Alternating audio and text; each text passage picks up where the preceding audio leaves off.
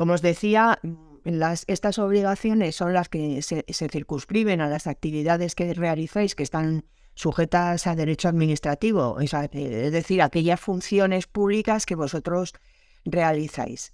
Y como ya he comentado antes, en la primera evaluación que hicimos de los colegios profesionales fue en 2020, aunque se incluyó en la memoria del Consejo de 2019, porque en aquel momento hacíamos la evaluación a año vencido. O sea, en 2019 realmente las evaluaciones se habían hecho en 2020. Ahora ya sabéis que las evaluaciones las realizamos en el año y las publicamos cuando acabamos el grupo de sujetos obligados a los que se refiere. Hicimos tanto en 2020 como en 2021, en el caso de primeras evaluaciones, pues tanto un análisis del cumplimiento de las obligaciones de publicidad activa como también un análisis de qué manera estabais gestionando las solicitudes de acceso a información pública de vuestras corporaciones. Y finalmente, en los años 21 y 22, lo que hicimos fue una revisión del grado de aplicación de las recomendaciones que habíamos hecho en estas primeras evaluaciones de 2020 y 2021 y una reevaluación de los índices de cumplimiento. Esto será lo que os presenté en la segunda presentación. Entonces, ¿qué obligaciones de publicidad activa os aplican? Vamos a ver a continuación las de la Ley de Transparencia, pero también tenéis que tener en cuenta que la Ley de Colegios Profesionales, y luego veremos qué obligaciones os impone, también establece una serie de cuestiones, de documentos, de actividades que tenéis que publicitar obligatoriamente en vuestras webs institucionales. Nosotros no entramos a evaluar esta parte porque nuestro mandato es la evaluación del cumplimiento de la ley, pero sí que tenéis que tener en cuenta que hay mandatos específicos de la Ley de Colegios en la que a partir de la publicación de las memorias impone una serie de contenidos obligatorios que tenéis que publicar. Y luego otras disposiciones, muy especialmente en las normas autonómicas de transparencia, es posible que incluyan informaciones obligatorias adicionales a las de la ley estatal.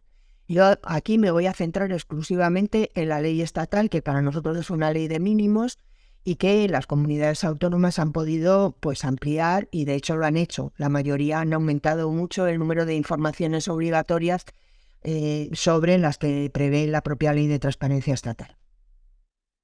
Vamos a ir viendo cuestiones que tienen que ver con atributos que nosotros valoramos a la hora de considerar qué calidad tiene la información que se publica. No solo evaluamos si se publica o no se publica la información, sino también cómo se publica, y dónde hay que publicar y qué características tiene que tener la publicación. Entonces vamos a ir dando respuesta a estos interrogantes que planteamos en esta diapositiva.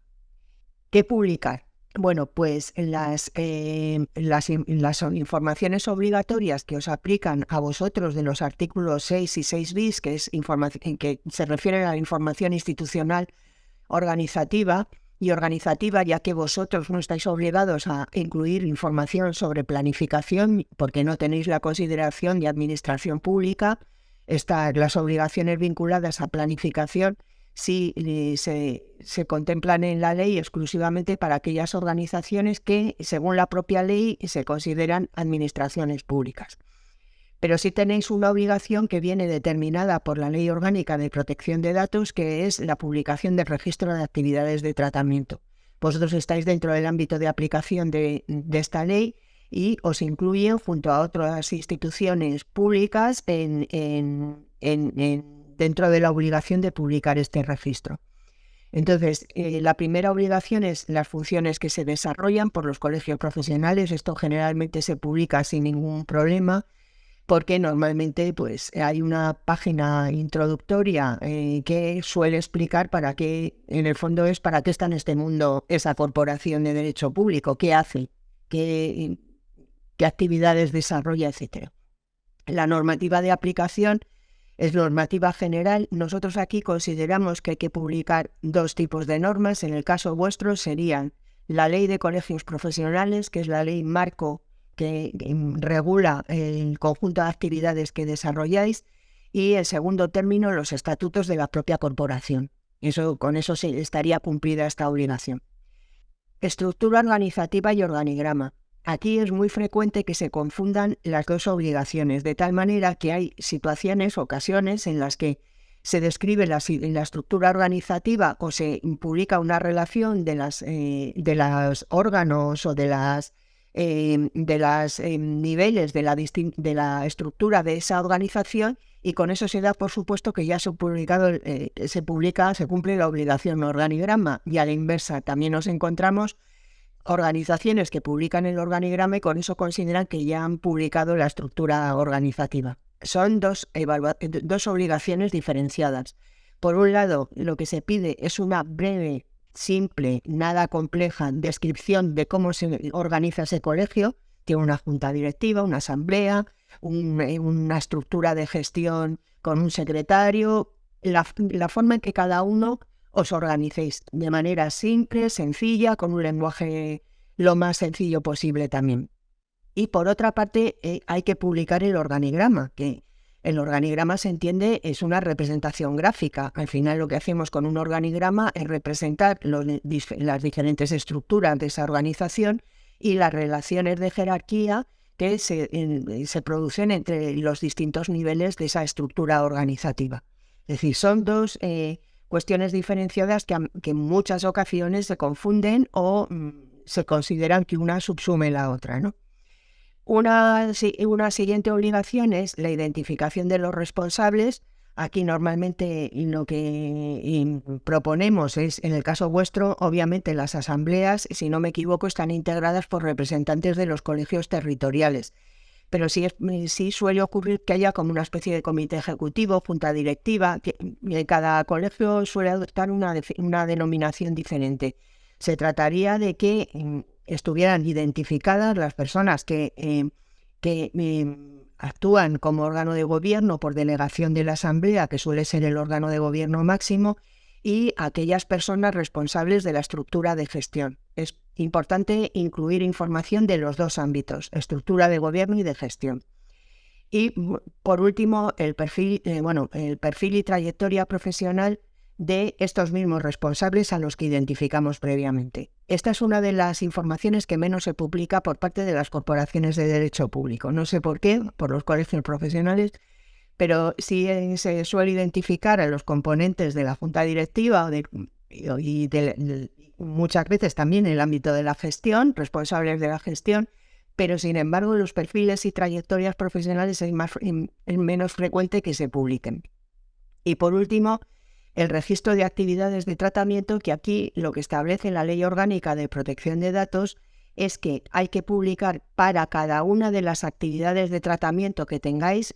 Estas actividades de tratamiento obviamente no afectan exclusivamente a las actividades que ejercéis como en el ejercicio de funciones públicas. La ley orgánica os aplica a todas las actividades colegiales, no solo a las sujetas a derecho administrativo. En este caso sí que tendríais que incluir todas aquellas actividades de tratamiento, se correspondan o no con actividades sujetas a derecho administrativo, y para cada una de esas actividades tenéis que publicar todos los contenidos obligatorios que establece el Reglamento Europeo de Protección de Datos, porque la Ley Orgánica de Protección de Datos remite a los contenidos del Reglamento Europeo de Protección de Datos. Eso sería por lo que respecta al bloque de informaciones, información institucional, organizativa y registro de actividades de tratamiento. En el caso de la información económica, para los que os evaluamos en el año 2022 en el año 2020 solamente contemplábamos tres obligaciones.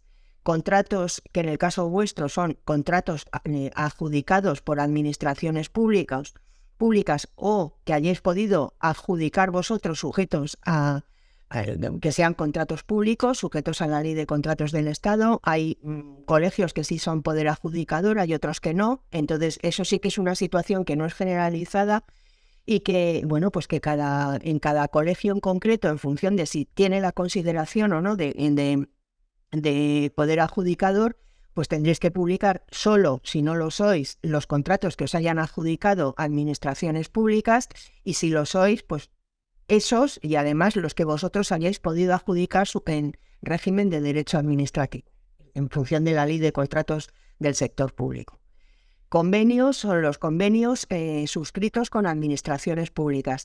También es frecuente encontrarse otros convenios que se suscriben por parte de los colegios con otro tipo de entidades. Nosotros eso lo consideramos transparencia voluntaria y lo reflejamos en los correspondientes informes, pero la obligación se refiere a los convenios suscritos con administraciones públicas de los 3 niveles de la administración: Estado, comunidades autónomas o entidades locales. En el caso de las subvenciones y ayudas públicas, aquí también se invierte el concepto de la información a publicar, porque si os fijáis, la ley habla de subvenciones y ayudas públicas concedidas. En vuestro caso, no es probable que concedáis ayudas públicas, por lo cual se revierte o se invierte el sentido, y son las subvenciones y ayudas públicas que hayáis podido percibir concedidas por administraciones públicas. Y a finales, no recuerdo ya si en 2020 o en 2021, descubrimos que hay una cuarta obligación que no figura en la guía que inicialmente se suscribió con Unión Profesional, que son las encomiendas de gestión. Y esto surgió a raíz de que descubrimos que algún colegio, y luego yo lo he visto, esto lo descubrió una compañera que ya no está con nosotros, a través de una encomienda que se le había se había publicado en el Boletín Oficial del Estado al Colegio de Registradores, pues porque se les encomendaba pues la gestión para la tramitación de expedientes de nacionalidad, ¿no? Pero luego yo he visto en algún colegio también la publicación de encomiendas que se les han hecho, si no recuerdo mal, era algún colegio de ingeniería, no recuerdo exactamente cuál. Quiero decir que, aunque lo habitual sea que no existan encomiendas de gestión, también existen, por lo cual esta información hay que reflejarla. Como os comentaba, la Ley de Colegios Profesionales establece que a través de las memorias anuales tenéis que publicar una serie de contenidos. Por un lado, un informe de gestión económica con información sobre los gastos de personal desglosados, las retribuciones de los miembros de la Junta de Gobierno, las cuotas que hayáis podido desglosadas por concepto y tipo de servicio prestado, las normas para el cálculo de las cuotas colegiales, información agregada y estadística sobre procedimientos informativos y sancionadores, reclamaciones y quejas de ciudadanos, cambios en los códigos deontológicos, incompatibilidades y visados, información estadística sobre visado. Veis que algunas de estas informaciones que obliga a publicar la Ley de Colegios Profesionales a través de la memoria están subrayadas o resaltadas en negrita. Esto es porque se corresponden con informaciones que contempla la Ley de Transparencia como obligatorias, pero que en función del acuerdo del año 2016 no se os aplican a vosotros. Por ejemplo, las retribuciones de altos cargos y máximos responsables, en este caso serían máximos responsables, es una obligación que aplica y que incluso estamos evaluando en las empresas o entidades perceptoras de subvenciones y ayudas públicas. Las reclamaciones y quejas de los ciudadanos y organizaciones representativas, esto se vincula con una de las obligaciones, que es información estadística sobre cumplimiento y calidad. Esto tiene que ver con la calidad de los servicios que se prestan, ¿no? Las normas de incompatibilidad, lo mismo. Hay 2 obligaciones que no se os aplican a vosotros, que tienen que ver con las autorizaciones de compatibilidad concedidas a empleados, que en el caso vuestro no tendría aplicación porque no sois empleados públicos, pero a lo mejor sí lo que tiene que ver con las compatibilidades para el ejercicio de actividades privadas en el caso de las personas que ocupan puestos de directivos dentro de la organización, ¿no? Y luego, pues los visados, pues no deja de ser una parte de la actividad y tendría que ver también con esta obligación que os comentaba de información estadística sobre el cumplimiento y calidad en los servicios. como os comentaba, hay otras disposiciones que también imponen algún tipo de obligación adicional. No os puedo decir en este momento qué norma autonómica es la que incluye esta obligación, pero en algunos casos sí que se ha detectado pues que se incluye como información obligatoria pues que se publiquen o se publiciten los procedimientos para la presentación de quejas y sugerencias, que se publique cualquier otra información que se considere de interés para la ciudadanía, y esto también lo incluye la Ley de Transparencia del Estado, es aquella información cuyo acceso se solicite con mayor frecuencia. Otras normas autonómicas también incluyen, pues por ejemplo, aparte de los estatutos, los reglamentos de régimen interior o códigos deontológicos o de conducta que podáis haber adoptado. Transparencia voluntaria. Bueno, pues aquí normalmente lo que recogemos es aquellas informaciones que son obligatorias para otros sujetos obligados y no son aplicables a vosotros en virtud del acuerdo entre el Consejo y Unión Profesional, pero que vosotros podéis publicar voluntariamente. Por ejemplo, planes de actuación, información estadística sobre actividades, yo qué sé, el presupuesto, la ejecución presupuestaria, todo este tipo de obligaciones que contempla la ley para otros sujetos obligados, pero que algunos colegios publican voluntariamente, la reflejamos como transparencia voluntaria. Esta información no la cuantificamos, no calculamos índices de cumplimiento, pero sí nos parece importante que en los informes de evaluación se refleje aquellas entidades que tienen una apuesta clara por la transparencia y que, bueno, pues adoptan una serie de decisiones de publicación de informaciones que están vinculadas a la transparencia y a la rendición de cuentas y que suponen un reflejo de su voluntad de hacer más transparente su gestión. Por eso lo publicamos dentro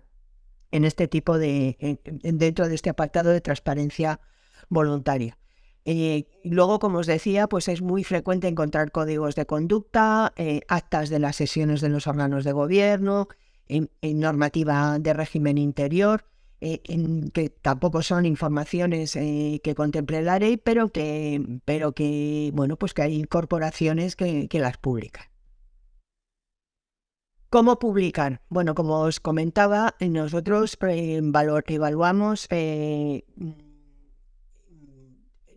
evaluamos 7 atributos a la hora de valorar el cumplimiento de las obligaciones de publicidad activa. Para cada una de las obligaciones evaluamos primero el contenido, es decir, si se publica o no se publica. Si no se publica, obviamente no evaluamos nada más, no lo podemos evaluar, lógicamente. Pero sí valoramos respecto de la forma de publicación, por un lado, que la publicación sea de manera directa en la propia web del sujeto obligado. No es vuestro caso, pero en las organizaciones públicas es muy frecuente, por ejemplo, que para publicar la información de contratación, pues publiquen un link que te redirige a la plataforma de contratación del sector público. Obviamente la plataforma de contratación del sector público no es una herramienta ni amigable para cualquier persona que no esté habituada a manejarla, ni tampoco está pensada para el cumplimiento de las obligaciones de publicidad activa, con lo cual contiene muchísima información que no es relevante desde el punto de vista de transparencia y, sin embargo, no incluye otro tipo de informaciones que sí lo son. Por ejemplo, en la plataforma de contratación del sector público no puedes localizar las modificaciones de contrato, salvo que pinches licitación a licitación y vayas viendo si hay modificaciones o no. Las modificaciones de contratos es la pieza clave de la información contractual desde el punto de vista de transparencia y rendición de cuentas. Eso y los contratos menores. Entonces, pues por ejemplo, la plataforma no prevé entre los criterios de búsqueda de licitaciones, pues las modificaciones, con lo cual la alternativa es esta. Entonces, nosotros valoramos mucho más, obviamente, cuando la información se publica de manera directa en la web del sujeto obligado que cuando te redirige a la plataforma de contratación del sector público, como hacen algunos, relativamente, unos cuantos, pues para las subvenciones y ayudas te posicionan en la base de datos nacional de subvenciones y que allí, hablando coloquialmente, que cada persona se busque la vida si es capaz de entender cómo funciona esa base, ¿no? La información tiene que ser accesible. Nosotros esto lo valoramos en función del número de clics que hay que nos cuesta localizar la información desde el inicio del portal de transparencia, si es que existe, o desde en la página inicial de la web institucional.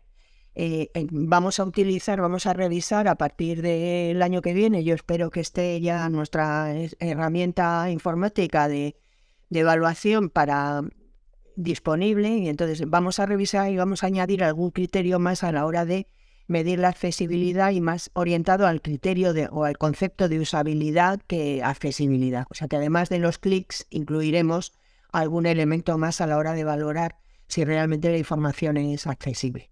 Luego, la información tiene que estar estructurada. En algunas ocasiones yo me he encontrado, pues, por ejemplo, en la información económica, presupuestaria y estadística, pues una retahíla de enlaces, cada uno relativo a cuestiones diferentes. Pues puedes empezar por presupuestos, uno de presupuestos, luego sigue uno de cuentas, luego uno con retribuciones. Bueno, un galimatías absoluto, que no hay ningún tipo de ordenación, ni cronológico, ni por materias, ni nada. Para facilitar la localización es bueno que la información esté organizada, ¿no? Luego, el criterio de reutilizable es que al menos la información que se publica admita tratamiento de copiar y pegar, edición y copiar y pegar. La actualización es un elemento nuclear. Una información desactualizada no tiene ninguna validez desde el punto de vista de la transparencia. Por eso somos tan pesados y tan machacones con la importancia de que la información, que puede estar datada, exista algún tipo de referencia que nos permita a nosotros los evaluadores, pero también a los ciudadanos que por la razón que sea quieren consultar la información de publicidad activa de vuestra corporación, saber que esa información está vigente. Es verdad que en el caso de los colegios es información muy estable, porque la inmensa mayoría no tenéis contratos adjudicados por administraciones públicas, no percibís subvenciones, no realizáis convenios, pero aunque sea redundante, es muy importante que haya una referencia a la fecha de la última revisión o actualización de la información. Y para eso bastaría simplemente con que en la página inicial de vuestro portal de transparencia pusierais esa fecha, como hacemos nosotros en el Consejo. En nuestro caso ponemos: la información contenida en este portal ha sido actualizada la última vez que entré fue en febrero, la última actualización que se hizo de información. Pues simplemente eso. Sí, que cuando deis una vuelta al portal, bien porque tengáis nuevas informaciones que publicar o simplemente porque reviséis pues que funcionan los enlaces, ¿qué tal? Que incluyáis en la fecha, esa fecha de actualización, y con eso ya se sobreentiende que toda la información publicada está vigente. Luego, algunas normas autonómicas en Andalucía, Canarias y Navarra incluyen un atributo adicional, que es el uso de un lenguaje no sexista ni discriminatorio. Esto no lo contempla la ley de transparencia, pero sí que es verdad que cuando hicimos la evaluación de colegios nos dimos cuenta de que en este país pues no hay ingenieras, no hay químicas, no hay físicas, no hay, en fin, que la tendencia es a colegio de ingenieros de no sé qué, colegio de químicos, colegio de físicos. Entonces, bueno, ya sé que es la denominación oficial, pero bueno, de alguna manera pues es verdad que no se contempla toda la pluralidad de hombres y mujeres que están vinculados a una determinada profesión. Y luego, el criterio de claridad simplemente hace referencia a que la información sea comprensible para un ciudadano medio, es decir, huir de tecnicismos, y si no hay más remedio que utilizar tecnicismos, por ejemplo, las normas son lo que son, es imposible cambiar y hacerlas, adaptarlas a un lenguaje pues más comprensible, pero sí por lo menos incluir textos introductorios con una mínima explicación, algo que facilite la comprensión. Este criterio también, que ahora mismo estamos en la práctica, no lo estamos evaluando, asignamos un 10 por definición, salvo que nos encontremos con un auténtico galimatías. También lo hemos revisado para intentar objetivarlo, porque el problema es que pues quienes evaluamos en el consejo somos funcionarios y entonces tenemos un sesgo de comprensión. Lógicamente, para nosotros es mucho más fácil entender las cuestiones que se publican en una página de un organismo público que para un ciudadano medio que no tiene por qué conocer ni cómo nos organizamos ni cuál es nuestra jerga. Entonces, por eso, visto que tenemos un sesgo claramente, pues decidimos no evaluarlo, pero sí que vamos a empezar a hacerlo, igual que el tema de accesibilidad, pues a partir de que tengamos la herramienta informática. Y si no hay información, y este es el gran problema de muchos de los colegios que tienen bajos niveles de cumplimiento, pues hay que decir explícitamente, el colegio tal no ha resultado adjudicatario de contratos por parte de administraciones públicas. No se han suscrito convenios con administraciones públicas. No se han percibido subvenciones y ayudas públicas. ¿Por qué? Pues porque, primero para nosotros a la hora de evaluar, pero también para los ciudadanos, la única manera de saber si se está omitiendo la obligación de publicar o es que no hay información que publicar, pues bien porque no haya habido actividad en ese ámbito. Sería el caso de que no hubiera adjudicaciones de contratos públicos. O bien puede darse la circunstancia de que haya una normativa sectorial pues que impida la publicación de determinado tipo de información, ¿no? Bueno, pues la única manera de poder distinguir si la falta de publicación se debe a una cosa u otra, pues es que explícitamente se diga cuando no hay información publicada que no hay información publicada porque no ha habido actividad o porque hay una norma que impide su publicación.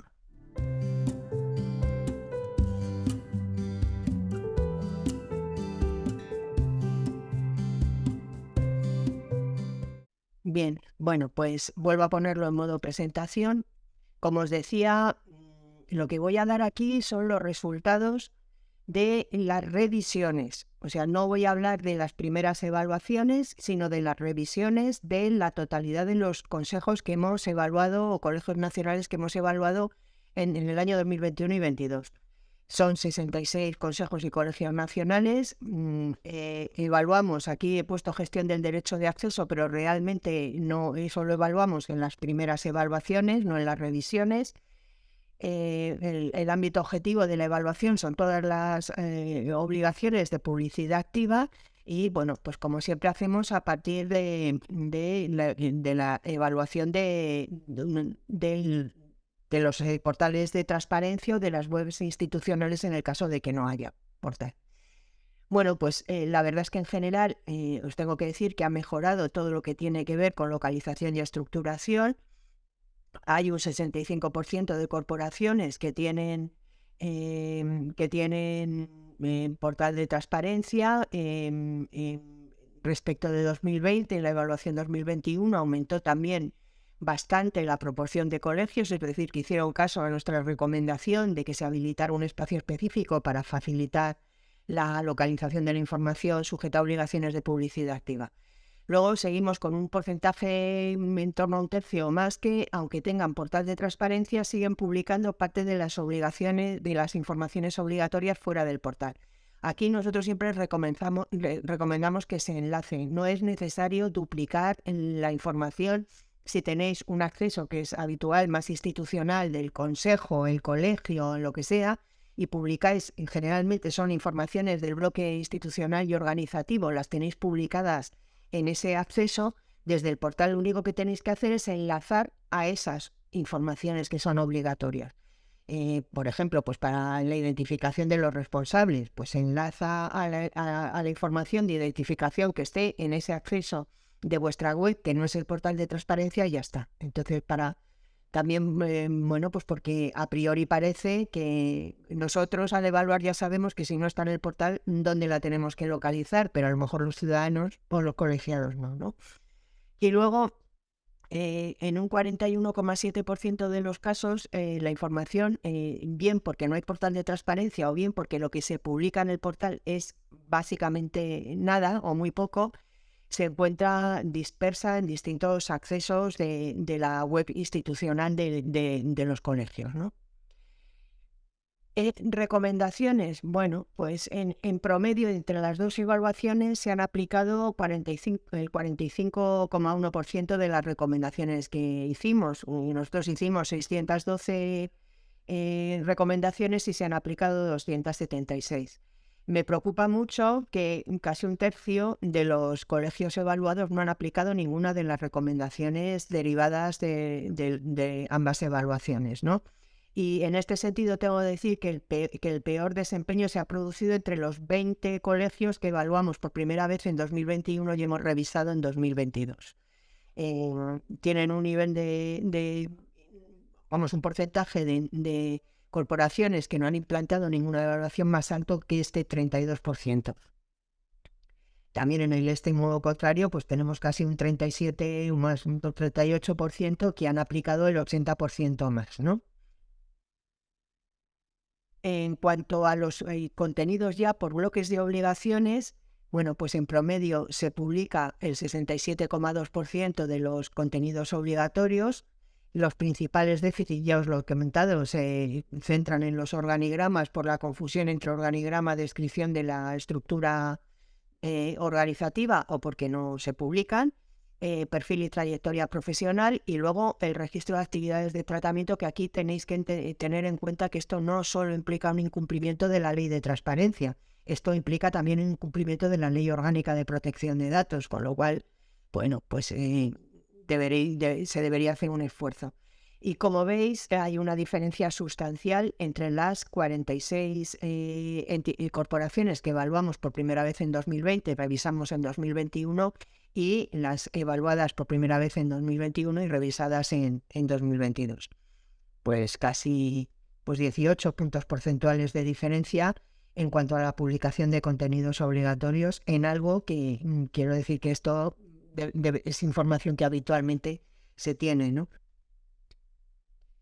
En cuanto al índice de cumplimiento, se sitúa en promedio en el 66,4, pero como veis también con grandes diferencias entre ambos momentos de evaluación, ¿no? Mejor desempeño entre las evaluadas en 2020, peor en 2021. Y aquí, como veis, el gran problema el factor que explica el nivel de cumplimiento alcanzado, además de la falta de publicación de contenidos obligatorios, ya las evaluadas en 2021, revisadas en 2022, pues prácticamente tienen un 46% de informaciones obligatorias que no publican. Y además el segundo elemento es la falta de actualización. Esto es la falta de referencias a la fecha de actualización de la información. Y se suple de una manera tan simple como os he explicado antes, simplemente en el portal de transparencia, publicando la fecha de la última revisión y actualización del portal, ¿no? En la información del portal. Aquí tenemos niveles de cumplimiento más bajos, y esto se explica porque, aunque no exista actividad, no se dice expresamente. Si yo entro en el portal de transparencia de un colegio y no veo nada de contratos, ni nada de convenio, ni nada de subvenciones, no tengo por qué suponer que es que no ha habido actividad. Hay que decirlo explícitamente. Yo estoy convencida que estos bajos niveles de cumplimiento en el ámbito de información económica, de falta de publicación de contenidos, se deben fundamentalmente a la falta de explicitación de que no ha habido actividad en ese ámbito concreto. Con lo cual, os animo a que lo hagáis, porque no cuesta ningún trabajo añadir una frasecita debajo de cada parte diciendo: en la actualidad el colegio tal no ha sido adjudicatario de contratos públicos. Simplemente con eso ya se sabe que no se publica nada porque no hay nada que publicar, ¿no? Entonces, veis también que hay una diferencia importante entre las revisadas en 2022 y en 2021, porque en el caso de las segundas no tampoco es un porcentaje de cumplimiento como para ponerse muy contento. Estamos hablando de un 20% de contenidos publicados, pero desde luego es sustancialmente más alto que el de las revisadas en 2022 y evaluadas por primera vez en 2021. En cuanto al índice de cumplimiento global, es del 14% en este bloque de información. Nuevamente, pues la diferencia entre el primer bloque de corporaciones y el segundo bloque de corporaciones es más que evidente. Estamos hablando de prácticamente 15 puntos porcentuales en el índice de cumplimiento. Y bueno, pues seguimos con lo mismo. Aquí lo que explica básicamente el índice de cumplimiento alcanzado es la falta de publicación y expresamente la falta de referencias a que no ha habido actividad respecto de esa información obligatoria concreta. El índice de cumplimiento medio entre las dos evaluaciones se sitúa casi en el 54%, pero fijaros que tenemos una horquilla que va desde el 11% de cumplimiento, que estos serán candidatos a tercera evaluación, y el 100% que ya tenemos en unas cuantas corporaciones. En 8 de la primera jornada, por decirlo así, y 2 más, que son el Colegio de Ingenieros de Caminos y Colegio de Pilotos de Aviación Comercial, que son de la segunda tanda y que se han incorporado.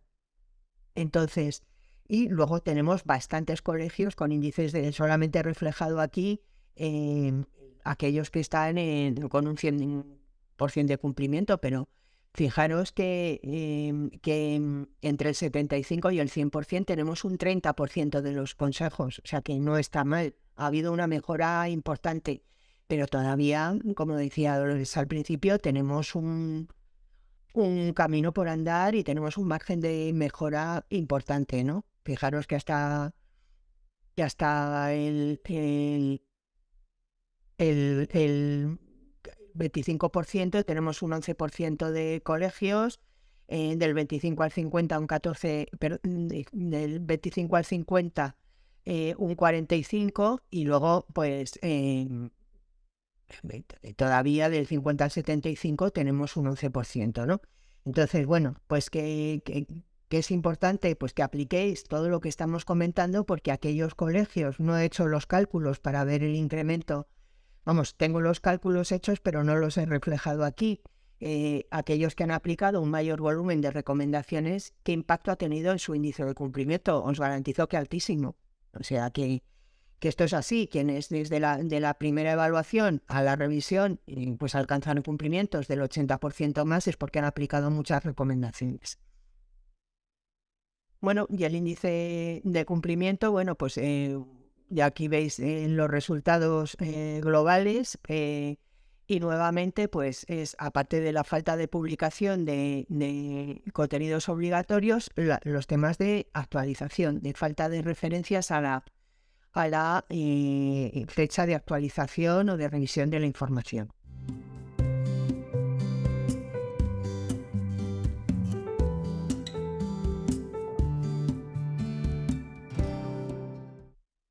Y recomendaciones, bueno, pues lo primero, habilitar un espacio específico. Es necesario es positivo que se habilite un espacio específico para ubicar o enlazar a todas las informaciones de publicidad activa, porque eso facilita la localización de la información a los ciudadanos.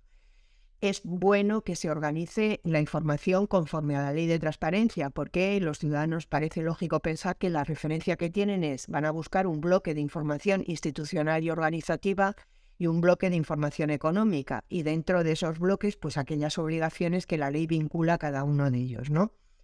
Como he comentado antes, publicar o enlazar todas las informaciones obligatorias dentro del portal para evitar que haya que navegar por toda la web institucional en búsqueda de aquellas obligaciones que no aparecen publicadas en el portal. Otra vez, y soy como un martillo pilón, cuando no existe información que publicar por la falta de actividad, decirlo expresamente. Las informaciones se tratan por la ley de manera individualizada y deben de publicarse de manera individualizada. A nosotros nos llegan observaciones a nuestros informes provisionales en los que nos dicen que las retribuciones de los máximos responsables o las subvenciones o ayudas concedidas están publicadas en las cuentas anuales, por ejemplo. Hombre, pues aparte de que el manejo de las cuentas anuales no es fácil, ni tan siquiera para los que somos funcionarios ni no estamos habituados a ello, son documentos muy complejos con muchísima información en la que es muy complicado localizar una información completa.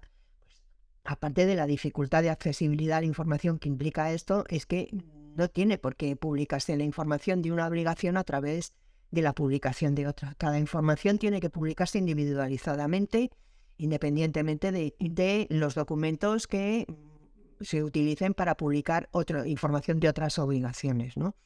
Y siempre, vuelvo a ser machacona, incluir la fecha de la última revisión o actualización o cuando hayáis revisado el portal, pues para ver, como os decía antes, si los enlaces están funcionando. O sea, no necesariamente se revisan los portales para actualizar información. Muchas veces también se revisan pues para ver si todo funciona correctamente. Pues incluir esta información, ¿no? Derecho de acceso, no hemos metido nada en esta presentación porque como os dije, esta evaluación la hacemos solo en las primeras evaluaciones que practicamos a las organizaciones. Pero me parecía importante recordar también recomendaciones al respecto. Por un lado, publicar, que esto es una obligación que establece el artículo 14.3 de la ley, todas aquellas resoluciones denegatorias porque se han aplicado algunos de los límites contemplados en el artículo 14 de la ley. Si no habéis denegado ninguna solicitud de información en aplicación de los límites, decidlo expresamente. Nosotros lo tenemos así en nuestro portal de transparencia. Es bueno que se genere un apartado específico para el ejercicio del derecho de acceso. Os lo digo porque como sufridora de los clientes misteriosos que hacemos, ha sido un auténtico calvario muchas veces conseguir que os llegasen las solicitudes de información, bien porque no hay un buzón específico para esto, porque solamente hay información de contactos generales, o como ocurría con un colegio, que no había más que una información para una dirección de contacto para contactos de prensa, pero ni tan siquiera para contactos generales. Entonces, es importante que se habilite un espacio dentro del portal en el que se informe sobre el derecho que tienen los ciudadanos a solicitar información pública de vuestras corporaciones. Es bueno que se expliquen qué requisitos de acceso y qué medios de canales de presentación de las solicitudes se han habilitado, y estaría bien también que se informara brevemente sobre el procedimiento. Si eso es posible, sería estupendo, pero vamos, por lo menos los requisitos y medios de presentación parece que para orientar a una persona que quiera presentar una solicitud sería bueno, ¿no? Muy importante, las solicitudes no tienen que estar motivadas, tal como establece la ley.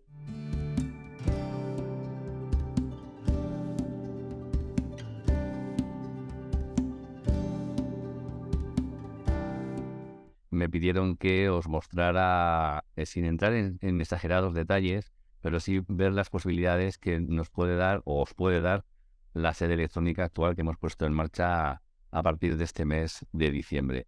La mejor manera de poder mostraros la sede es presentándola directamente como la estoy viendo ahora, y me imagino que en pantalla, ¿vale?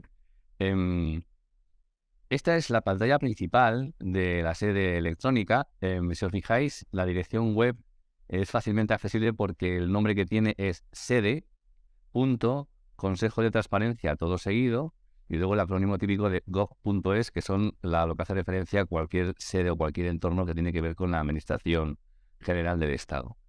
Esta es la misma pantalla que va a ver un ciudadano, una organización, una administración, es decir, cualquier interacción que se quiera hacer con el Consejo a través de este punto de entrada se va a hacer a través de la sede.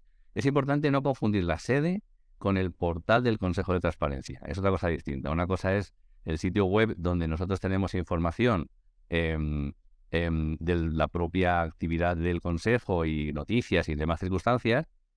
Y otra cosa distinta es la sede, que es el punto de entrada para poder iniciar cualquier tipo de tramitación de cualquiera de los procedimientos que ponemos a disposición de los ciudadanos.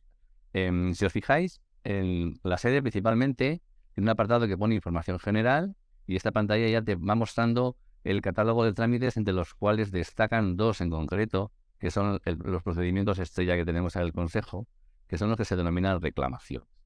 ¿Qué es una reclamación dentro de lo que es el Consejo? Pues imaginar una siguiente situación. Un ciudadano solicita información en base a la ley de transparencia a un organismo, a una entidad de derecho público, a un ayuntamiento, a una comunidad autónoma, y esa organización, pues por el motivo que sea, o bien no se la da, o se la deniega, o esa organización lo que le aporta no satisface al 100% lo que le había pedido ese ciudadano.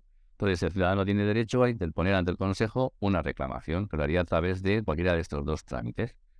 Una vez que llega esa solicitud de reclamación al Consejo, el Consejo lo que tiene que valorar es ver las dos partes implicadas, tanto la parte del ciudadano, lo que nos dice él, pero también tenemos que tomar conciencia de qué nos dice el organismo al que supuestamente le están reclamando el que no le ha aportado la información correspondiente. Y en esta última parte es en la que yo creo que vosotros podéis tener más parte o más partido en lo que pueda ser la sede. La sede sirve para que un ciudadano interponga cosas, pero también para que el organismo al que le hacen una reclamación nos pueda proporcionar solicitudes que le estamos pidiendo a él, algún tipo de comunicación, algún tipo de notificación. Le estamos pidiendo, por ejemplo, que nos aporte lo que le ha dado al ciudadano o las excusas que le haya puesto al ciudadano para no haberle dado la información que ha solicitado. Y el punto de entrada va a ser esta sede electrónica.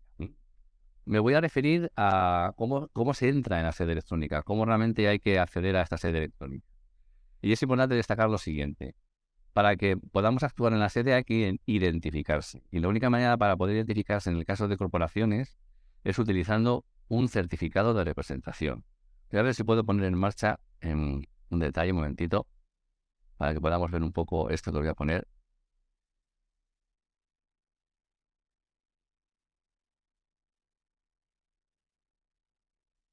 Vale.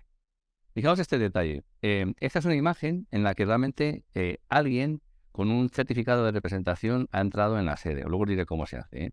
Pero lo que os quiero hacer notar es que si os fijáis aquí arriba, en esa parte de lo que es una vez que se ha identificado en la sede, aparece el nombre del organismo que se ha identificado con su correspondiente CIF y luego la persona que es propietaria de ese certificado de representación. ¿Por qué hacemos esto? Porque cada vez que el Consejo necesita comunicarse con un colegio o con una entidad de derecho público, a quien se está dirigiendo es a la entidad, no se está dirigiendo a la persona que está trabajando en esa entidad. Entonces, para poder identificarse como corporaciones, hace falta hacer uso siempre de un certificado de representación. Esto lo quiero dejar claro porque todas las comunicaciones y todas las notificaciones que vayamos a iniciar desde la sede al organismo correspondiente van a ir dirigidas al CIF de esa organización. Entonces, para poder recogerlas, para poder, digamos, acceder a ellas, hace falta identificarse en la sede con el correspondiente certificado de representación. Ahora os pondré un ejemplo para que veáis cómo poder hacer ese tipo de detalles. Bueno. Vale. ¿Cómo entraríamos a ver cualquier tipo de las comunicaciones que realmente nos pueden enviar en la sede? Si os fijáis, hay un apartado aquí en la derecha que pone mi carpeta electrónica. Esta carpeta electrónica es donde tenemos la interacción con el Consejo desde el exterior. Por un lado tenemos el buzón, que es donde van a llegar las comunicaciones y las notificaciones que vayan dirigidas tanto al ciudadano, en el caso de que se identifique el ciudadano, como al organismo, en el caso de que se identifique sea al organismo. Una carpeta que se llama Mis expedientes, que lo que realmente va es hacer un listado de los diferentes expedientes que el que se haya identificado en la sede tenga en curso en ese momento, para poder consultarlos, ver y demás circunstancias, ¿vale? Y después el resto de interacciones son poco relevantes para lo que va a ser vuestra interacción. Voy a entrar en esto que pone aquí, buzón electrónico. Que en el buzón electrónico, lo que me va a preguntar es, primero identifícate. ¿Cómo te tengo que identificar? Con la plataforma clave, porque, digamos, este acceso es tanto para ciudadanos como para corporaciones. Si yo le doy al elemento clave, le doy a donde pone acceder, lo que me va a pedir es que me identifique para saber realmente quién soy yo. Bien, ya me he identificado, ya aparezco yo aquí como la persona que está aquí identificada, lo que os ponía antes. Yo ahora mismo estoy como ciudadano, no estoy como de corporación alguna. Entonces, solamente con poner, digamos, mi NIF sería más que suficiente. Si fuerais una corporación, habréis entrado con el certificado de representación y aparecería aquí el nombre del organismo y debajo vuestra circunstancia, ¿vale? Bueno, y pues esto es lo que realmente una vez que entras en el buzón electrónico podríamos estar visualizando. Os quiero hacer notar dos tipos de elementos que aparecen en el buzón electrónico. Lo que se llama notificación electrónica y lo que se llama comunicación electrónica. Son muy diferentes porque la comunicación electrónica no tiene ningún plazo para poder ser leída. Pero por el contrario, la notificación electrónica sí que tiene un plazo para poder ser leída. Las notificaciones electrónicas tienen 10 días de plazo para poder acceder a ellas. Si una vez que pasan esos 10 días de plazo desde que se ha puesto a disposición no se accede a la notificación electrónica, se entiende que la notificación está rechazada. Y entonces habría que otra vez que volver a ponerse en contacto con el Consejo para decir, oye, se me ha pasado el plazo para recibir una notificación que me habéis enviado y me la podéis otra vez volver a enviar o remitir, ¿vale? ¿Cómo se accede a estas comunicaciones electrónicas o a estas notificaciones electrónicas?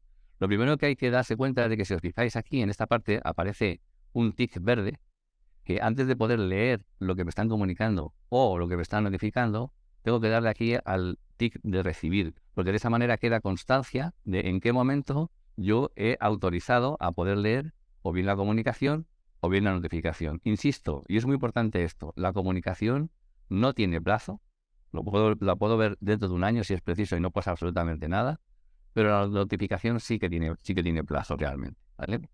Entonces, esto es útil porque cuando nosotros queramos interactuar con un organismo, lo que le vamos a pedir a través de este medio es, nos han puesto una reclamación contra el colegio X y necesitamos que nos aportes el expediente o la documentación para que nosotros podamos tener, digamos, la otra visión del por qué no le habéis dado la información correspondiente a este organismo. Entonces, lo primero es la comunicación, para que nosotros podamos realmente recibir esa información.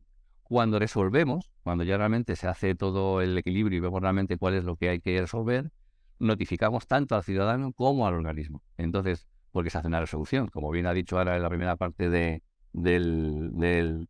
taller, todo lo que al final se decide lleva implícita una resolución. Esa resolución se tiene que notificar para que quede, digamos, a disposición de los dos interesados, tanto el ciudadano como el organismo al que se le ha hecho una reclamación, pues que han podido acceder en determinada fecha para hacer lo que tengan que cumplir a partir de esa resolución.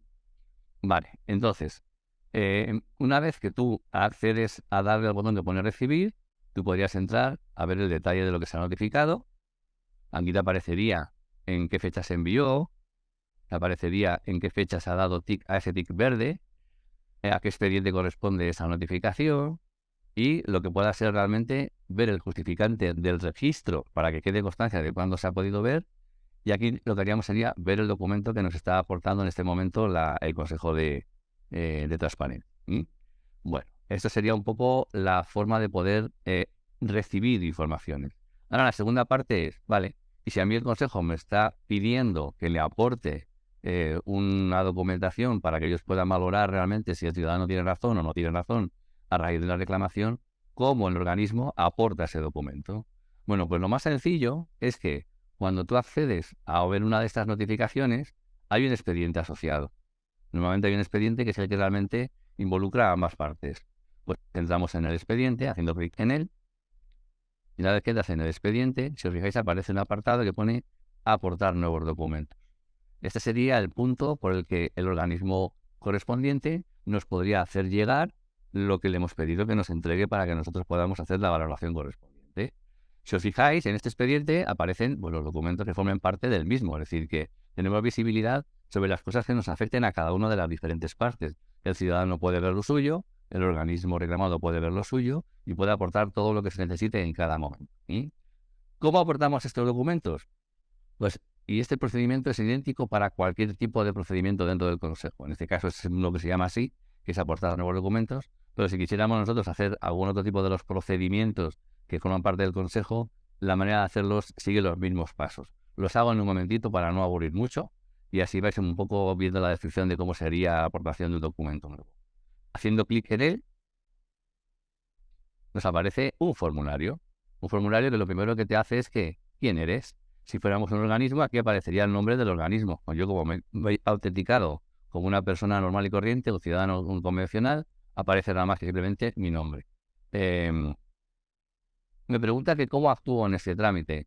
Si tenéis un certificado de representación, os recomiendo que sois el interesado, porque realmente ya estáis representando al organismo y no hay que hacer ninguna cosa más. Ya estáis identificados como una persona que actúa en nombre de determinado organismo y no hace falta hacer ninguna cosa. Este otro apartado que os puede llevar a confusión es cuando realmente hay personas que representan a otras personas. Imaginaos, por ejemplo, mi padre es mi mayor, yo actúo en su nombre y entonces aquí tendría que marcar este tipo de casillas, pero no es el caso. Vale, pues una vez que hemos identificado esta primera parte, le damos a comenzar.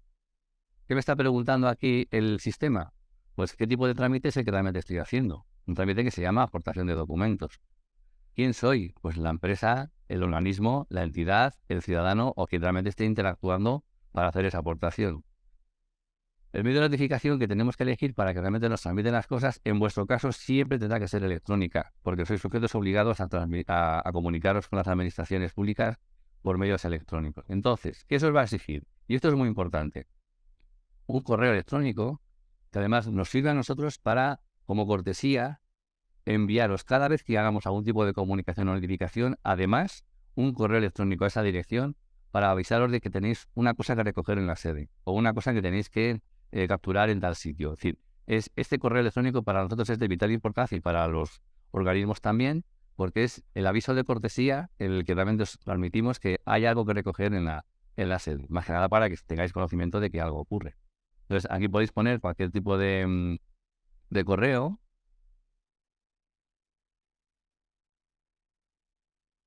Y también os pide un teléfono. El teléfono en teoría está puesto como móvil inicialmente porque está orientado a los ciudadanos, pero vale cualquier teléfono, puede ser un teléfono fijo. También os recomiendo que pongáis el teléfono al que realmente nos pudiésemos dirigir en caso de que necesitéis cualquier cosa. Cualquier teléfono serviría, ¿vale? Bueno, luego hay que rellenar estos dos apartados. Expone, solicita. El que está marcado con el asterisco es el que es obligatorio. Hay que escribir algo en él, porque realmente no hay nada, si no sabríamos realmente qué aportar con ello. Simplemente es componer solicitud o lo que sea, cualquier cosa suficiente para que nosotros podamos tener una aproximación. O en respuesta a las alegaciones, o expediente del ciudadano no sé cuántos, lo que vosotros creáis oportuno que nos pueda dar a nosotros una pista de qué nos estáis aportando al respecto, ¿vale? Le damos a siguiente. Aquí es donde realmente podríamos adjuntar, acordaros que lo que estábamos haciendo era aportar documentos. Aquí es donde podríamos realmente adjuntar el documento o el conjunto de documentos que nosotros queramos realmente enviar a la sede para que podamos ser recepcionados por el Consejo. Se pueden enviar tantos como necesitemos, ¿vale? Es decir, que no hace falta, o los podemos comprimir en un zip, podemos enviar formatos Word, formatos PDFs. Es decir, admite todo un conglomerado muy grande de diferentes formatos de archivos, es decir, que por eso no tengáis preocupaciones algunas. Y podéis adjuntar tantos documentos como necesitéis, es decir, no tiene que venir todos en un único documento, sino uno, otro, los que se necesiten en cada aportación, ¿vale? Simplemente es adjuntar otro y así sucesivamente. Pero sí es importante destacar un detalle. Esto que pone requisito de validez es importantísimo, porque realmente es con lo que realmente vamos a aportar los metadatos de ese documento que nos estáis aportando. Recomendación. Si es un Word que habéis hecho vosotros o un documento que es vuestro, pues con el que podáis original es suficiente. Pero si es un escaneado o es una fotocopia o una copia de algo que realmente parte de otro sitio, os aconsejo que hagáis copia simple. Esto no falla nunca. Insisto, repito otra vez. Original, si es un documento que parte de nuestra organización y es un documento original, un Word, o si es algo que se ha escaneado o que procede de otro sitio, con lo que pongáis copia simple es más que suficiente. Importante, describir el documento que es, para que realmente se pueda valorar adecuadamente.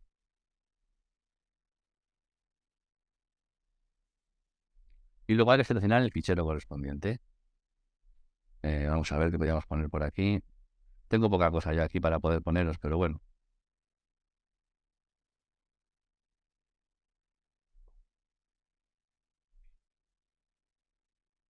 Venga, este mismo.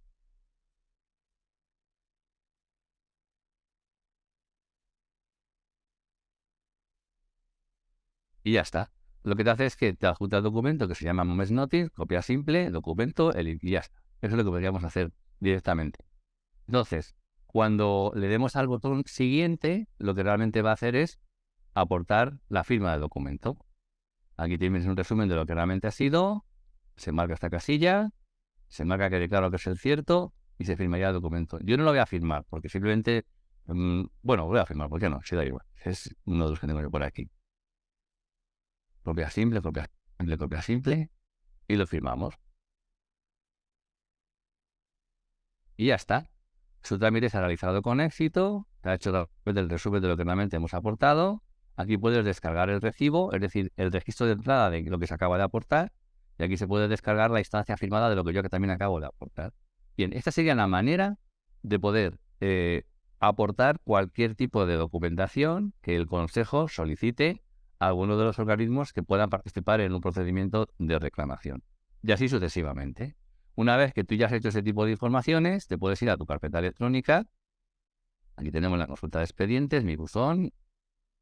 Si vamos a la consulta de expedientes al 0, que es en el que he hecho yo ciertas cosas, Pues ahora aquí aparece un documento que se llamaba Moments Notice, si no recordáis mal, que es cuando he elegido ese tipo de documentos, que se ha aportado el día 22 a las 13:02, que es justo lo que acabamos de hacer, con la instancia firmada y con el recibo de la aportación. Todos estos documentos se pueden visualizar, es decir, haciendo clic en ellos se pueden visualizar. Vale, pues esta es, digamos, el punto de entrada y la manera de poder interactuar con la sede para cualquier tipo de gestión que nosotros podamos ir a hacer. Repito, los puntos de entrada son básicamente estos dos, el buzón y mis expedientes. El buzón con dos tipos de elementos, notificaciones o comunicaciones. La diferencia es que la notificación tiene plazo, la otra no tiene plazo. Entonces, para poder realmente acceder a la notificación y a la comunicación hay siempre que recibir o acceder a el acceso de entrada para que quede constancia de cuándo se ha recibido. Y poco más hay que hacer. El resto de los procedimientos que hay en la sede, en la página principal, son los procedimientos tradicionales del Consejo. Pues tenemos la posibilidad de consultas, de publicidad activa, tenemos la posibilidad de quejas y sugerencias como todos los organismos. Por supuesto, también tenemos las solicitudes de información que nos pueden relatar cualquier ciudadano hacia nosotros. Y el listado de todos estos procedimientos están en donde pone catálogo de trámite. Aquí tenemos todos los que realmente son accesibles a cualquiera de nosotros. Para poder hacer cualquiera de ellos, lo que hay que hacer es pulsar donde pone tramitación electrónica. Y aquí nos aparecería nuevamente lo mismo que os acabo de enseñar con la aportación de documentos, pero en este caso sería parto de cero y inicio un procedimiento nuevo. En este caso sería el procedimiento de solicitud de información, que es lo que realmente quería hacer en este elemento. Y poco más hay que ver en la sede. Es decir, una vez que nosotros hayamos actuado con la sede lo que queramos haber actuado, para desconectarnos, hacer clic en donde pone desconectar y desconectar. Y esto es todo lo que habría que hacer realmente con lo que es la sede. No quería adentrarme mucho más, puede haber más juego, puede haber más interacciones, pero yo creo que es suficiente como para que vosotros podáis tener un punto de contacto para poder interactuar con nosotros. Repito, la web de entrada es sede.consejodetransparencia.gov.es. Y ahora, si me lo permite Dolores, le cedo la palabra a ella por si necesita hacer algún tipo de aclaración, preguntas o demás a vuestra disposición. Muchísimas gracias, Javier. Yo creo que ha quedado muy claro y ese objetivo de familiarizarnos un poco con la sede electrónica cumplido perfectamente. Yo creo que es interesante, es muy interesante esta parte, esta aportación que nos habéis dado. Pregunta a Belén si en el momento de aportar documentación, si se trata de un documento del propio consejo pero escaneado, en este caso también tendría que ser copia simple en la selección que nos indicabas, copia simple. Sí, porque realmente ese apartado es lo que se llaman metadatos. Sobre todo documento electrónico, como se ha establecido, necesita incorporar una serie vamos a decir, datos sobre los datos que estoy aportando. Y lo que hay que identificar es qué tipo de documento es. En el caso de algo que yo haya aportado al consejo, es mejor poner siempre, efectivamente, lo que está indicando. Lo original solamente es para cuando realmente es lo que has generado tú. Y el resto siempre es copia simple, es lo más sencillo. Copia auténtica difícilmente vais a tener ocasión vosotros. Eso es para cuando realmente aparece alguien en un registro oficial, en una oficina de registro, y entonces tienen que copiar algo directamente y no pasa por manos de nadie, es decir, va directo, no hay ninguna interacción. Según se escanea lo que sea, va a parar justo al sitio correspondiente. En este caso sería una sede o un fichero final, alguna cosa de esas características. Como siempre que hay un escaneado y una manipulación, se exige que sea realmente copia simple. Recordar también, Javier, que en el propio Consejo de Transparencia, en la información relativa a la sede, en lugar de entrar directamente en la sede electrónica, hay un desplegable con información previa que puede ser también interesante, ¿no? ¿Cuáles son las funciones de la sede electrónica? ¿Qué se puede hacer? ¿Cómo se puede hacer? Que eso yo creo que también puede alimentar, ¿no es así? A ver, en nuestra web, la web de la sede electrónica, le voy a poner en marcha para poder verla un momentito. Y así lo podemos ver más fácil,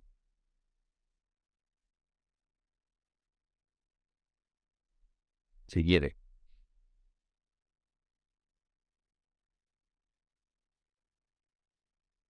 No, a ver, un momentito.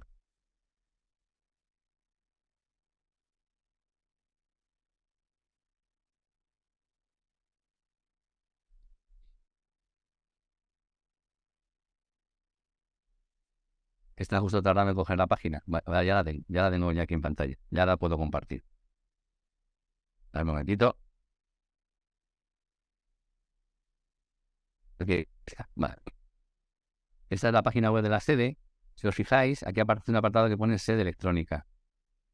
Este te llevaría directamente a la sede. Simplemente haciendo clic en él, te lleva ya a la sede electrónica, sin más. En plan fácil. Esta sería un poco la forma de poder. Pero luego realmente, en donde pone te ayudamos, aquí aparece cómo reclamar, cómo usar la sede electrónica. Aquí tenemos el desplegable en cuestión. Es un poco lo que estábamos viendo. Y aquí te aparece realmente el manual de cómo manejar el uso de la sede electrónica. También es cierto que está más orientado a la ciudadanía, pero los elementos comunes que afectan tanto a la ciudadanía como a los organismos son de utilidad. ¿Para qué sirve el apartado Mi carpeta electrónica? Que es un poco lo que os acabo de mostrar. ¿Dónde consultar sus notificaciones y comunicaciones?